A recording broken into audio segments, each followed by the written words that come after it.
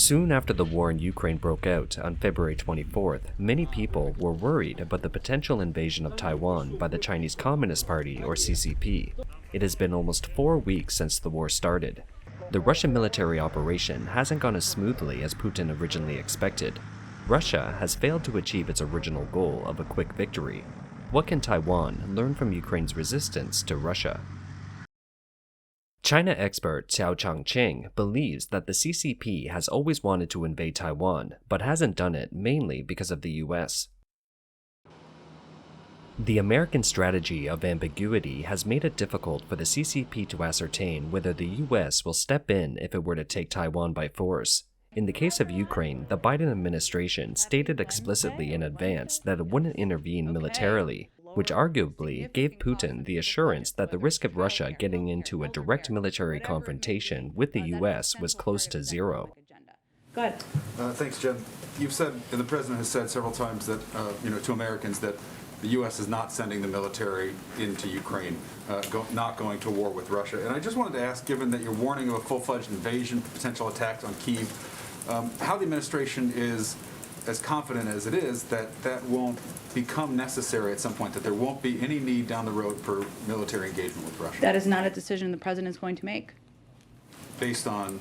We are not going to be in a war with Russia or putting military troops on the ground in Ukraine fighting Russia. So ultimately, if Vladimir Putin takes all of Ukraine, that's a situation that the administration is not going to condemn, obviously going to punish economically, but that's not something that will be engaged militarily. Well, that is several steps down the road. But what I will tell you is the president has been crystal clear and consistent. He is not sending U.S. troops to fight in Ukraine. That has not changed.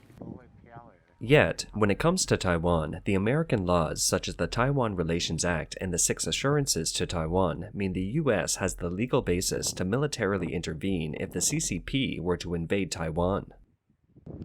A few other reasons have also made it more difficult for the CCP to invade Taiwan compared to Russia's attack on Ukraine. Point 1. Taiwan has two natural barriers in its landscape. One is the Taiwan Strait.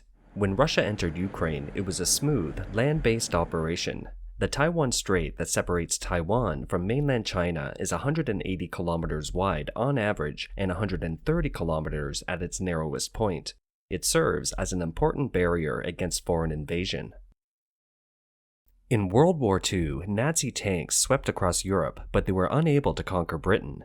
In addition to Churchill's determination to lead the resistance, a major contributing factor was Hitler's tanks having difficulty crossing the English Channel.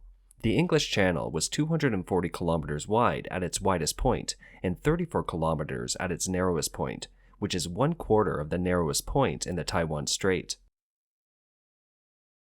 Military experts suggest that in the case of the strait, the attacking side would need 3 to 5 times more military power. Taiwan has a standing army of 200,000 and can mobilize 450,000 troops during the war. A conservative estimate of 3 times would require 1.3 million troops from the CCP. Currently, the number of the CCP's standing military force is 2.2 million. There was another factor of the challenge to transport millions of troops across the Taiwan Strait during the war. The other natural barrier is Taiwan's coastline. Although Taiwan has a very long coastline, only 10% of it is suitable for making amphibious landings. Despite having an army of millions, they can only land on limited beaches. It gives the Taiwanese army a defensive advantage and a big obstacle to the invasion army. To use an analogy, it is like a long, narrow alley. Even with an army of thousands, only a few dozen can pass at a time, leaving them vulnerable and relatively easy to be destroyed. Point 2. The proximity of American military bases.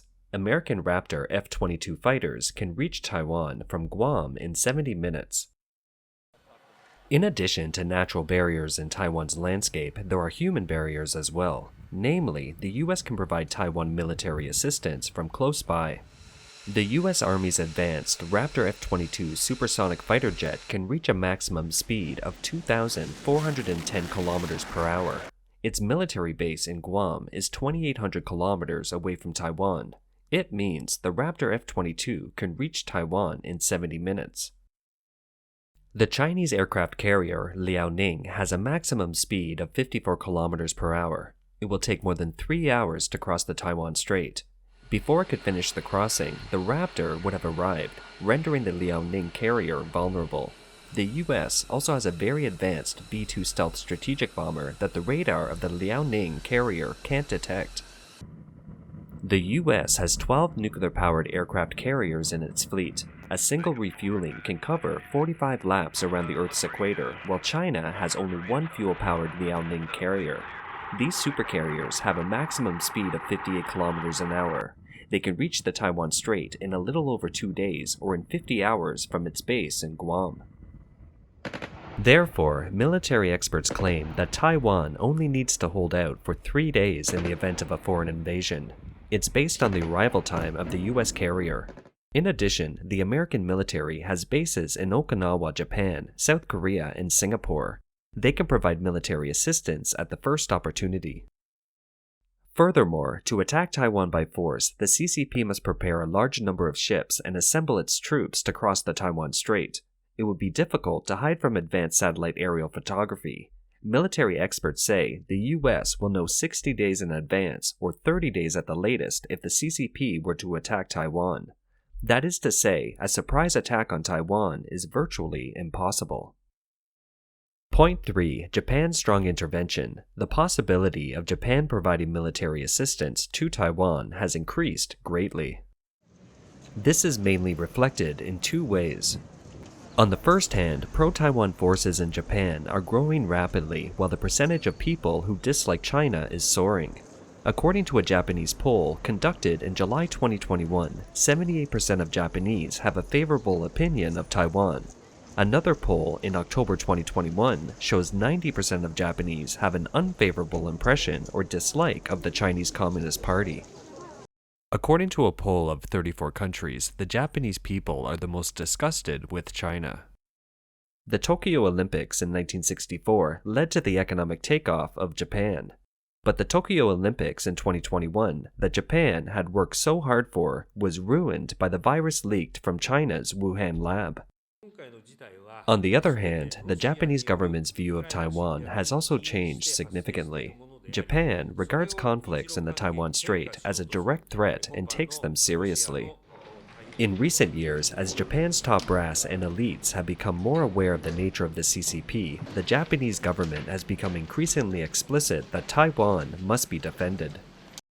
A typical example is a statement made by Japan's current defense minister, Nobuo Kishi. Japan's defense minister comes from a political family. His maternal grandfather served 2 terms as Prime Minister of Japan and made outstanding contributions to the creation of a strong post-war Japan. His maternal uncle served 3 terms as Prime Minister. His father, Shintaro Abe, was Japan's foreign minister, and his brother, Shinzo Abe, was the longest-serving Prime Minister of Japan. Nobuo Kishi changed his surname to Kishi after being adopted into his uncle's family when he was a child.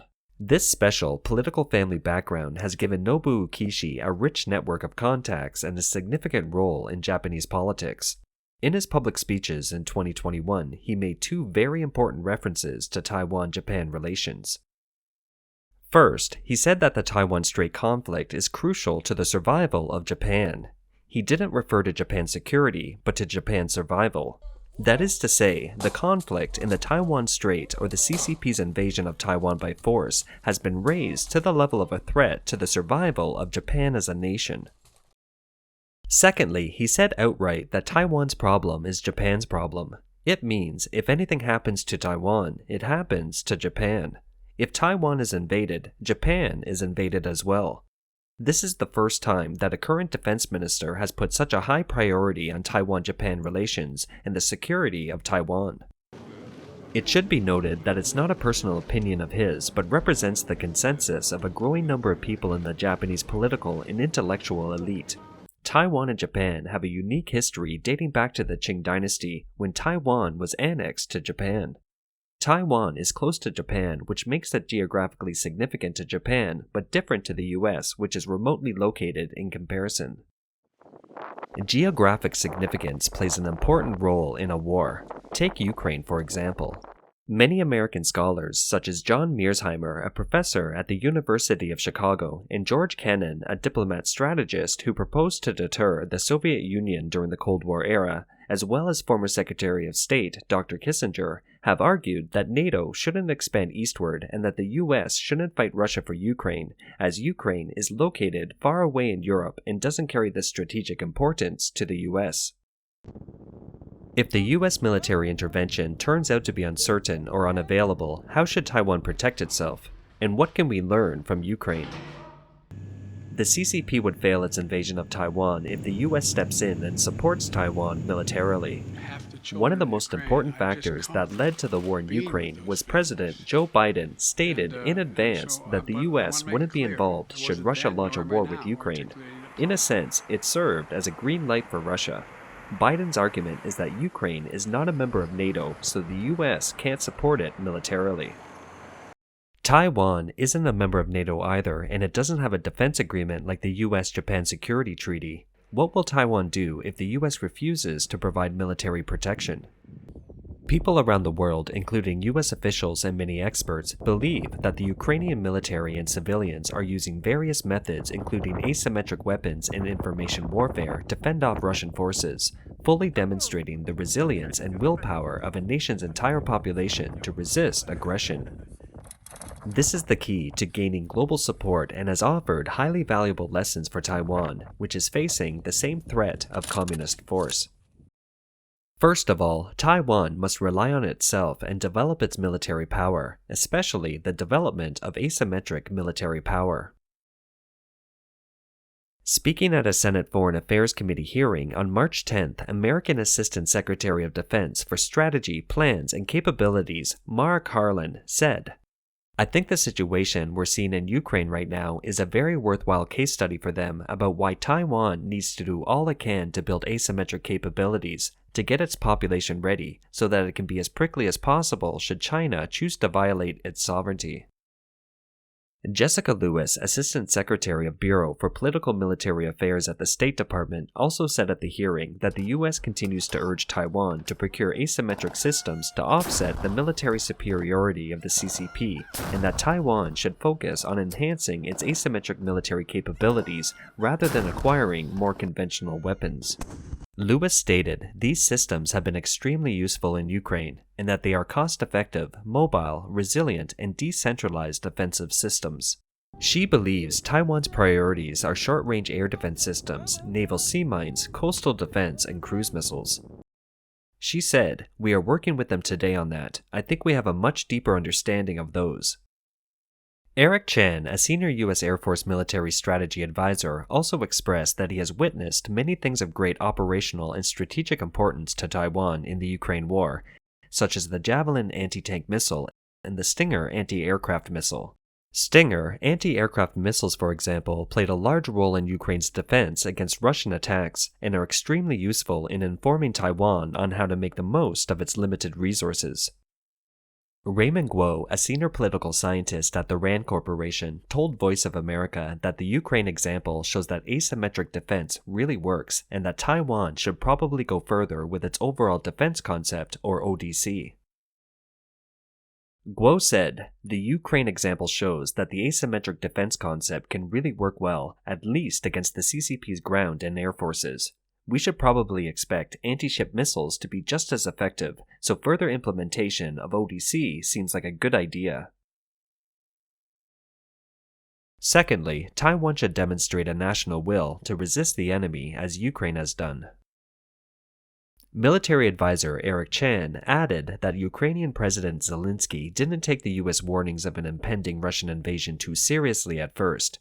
It was why the Ukrainian military wasn't fully prepared at the beginning because they always thought it was Putin's pressure tactic. However, the situation took a sharp turn when this pressure turned into a full-scale invasion. Thanks to Ukraine's flexibility and resilience, it enhanced the Ukrainian people's ability to resist Russian military action in the medium term. Меня зовут Дед Назим. Я азербайджанец. Я не ушел отсюда. На линии фронта нахожусь. Не ушел, потому что тут родились мои дети, родились мои внуки. Я им должен оставлять свободную страну. Если и я убегу, они что, в диктаторской стране потом будут жить в рабстве у Раш? Нет, этого я не позволю. Пришли бы они одним тортом ко мне, я бы им 2 давал. Ну, раз автоматом пришли, ну, уж извините, какие-то меры надо предпринимать. Обязательно и предпримем. Гражданское население Украины, не в зависимости от национальности, все воедино с армией. Мы в союзе с армией, мы армию поддерживаем, армия нас бережет. Мы дадим отпор в любое время российскому рашизму, чтобы наши потомства жили в демократической стране. Chan said the unity of the Ukrainian nation and its resilience was critical to stopping the Russian concept of warfare, at least the initial emphasis on shock and awe. If you can't be shocked nor intimidated, then you've stopped the enemy, at least initially. In addition, Chan stated another very worthwhile reference for Taiwan is the information war, which is very important for Ukraine to win global support. The hastily formed Ukrainian civil defense may not be as strong as it is advertised, but the images of those who bravely resisted the Russian invasion are absolutely crucial to the West's willingness to continue to provide assistance to Ukraine and to make unprecedented sanctions against the Russian government. So if Ukraine wins this war, it will be in part because Ukraine effectively fought to wage a global economic war against Russia, commented Chan. The biggest lesson Ukraine brings to Taiwan is the resilience of the Taiwan people will be the most important factor for fighting CCP's oppression and full-scale aggression.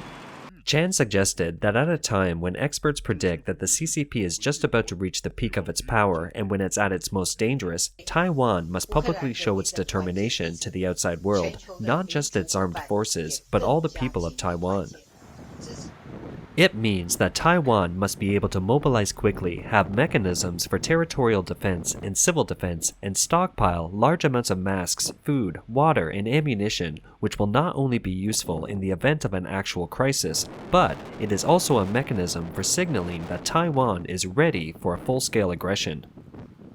Russia's aggression against Ukraine has galvanized the Taiwanese public's resolve to defend themselves. The International Strategic Association of Taiwan and the Taiwan Institute of International Studies released a poll on the war in Ukraine and security in the Taiwan Strait on March 15th. The poll shows the Taiwanese people are determined in defending Taiwan. For example, the poll shows if the CCP takes military action against Taiwan, up to 70% of the people are willing to fight to defend Taiwan. 70% of people also support the new mobilization system for reservists, which began in March 2022, extending the original 5 to 7 day training period to a new 14-day period. Nearly 70% of the population support extending the length of compulsory military service as well.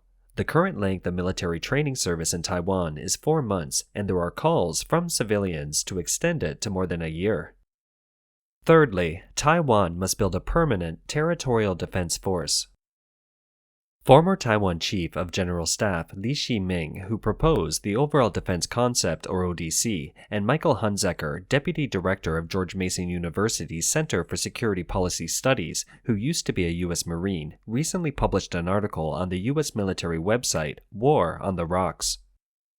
The article argues that Taiwan should establish a permanent and all-volunteer territorial defense force to make it difficult for an aggressor to quickly achieve the goal of creating a fait accompli.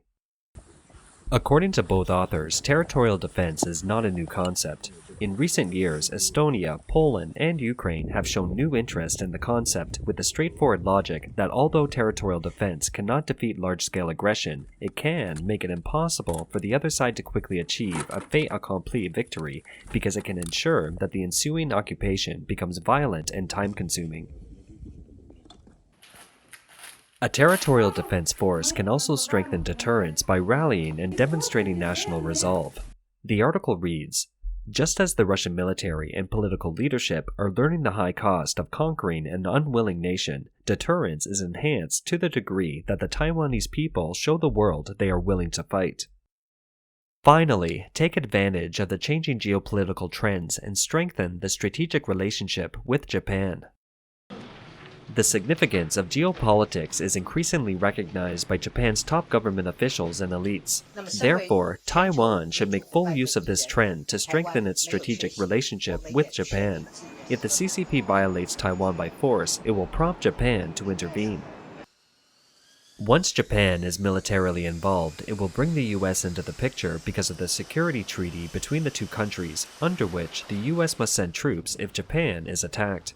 This is the same as indirectly pulling the US into the Taiwan Strait War. The joint effort of the US, Japan, and Taiwan will not only ensure the safety of Taiwan, but will also be the first domino of the collapse of the Chinese Communist regime when its forces are defeated in Taiwan.